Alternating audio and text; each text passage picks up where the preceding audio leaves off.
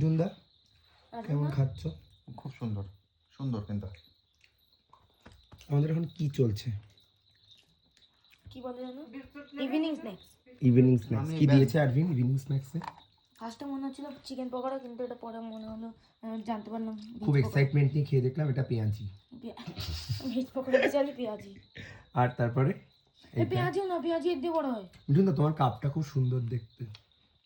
সবার কাপই সেম। সবার কাপগুলি সুন্দর দেখতে। এই তিনটে কাপ খুব সুন্দর দেখতে।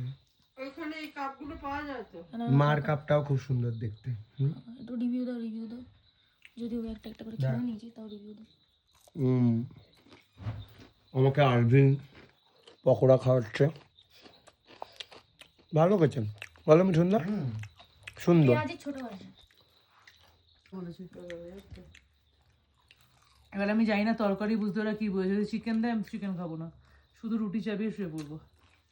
কেন ওই বিস্কুট আছে, ইয়েতে এই কেক কেক রয়েছে, ওইসব খেয়ে রুটি দিয়ে নিশ্চয়ই কেক খাবো না। ঈশিতা কেক খাবে? কেক আছে। আরভিন তো কাপটা সরা, যদি কোনো এটা সরাতে রাখবো।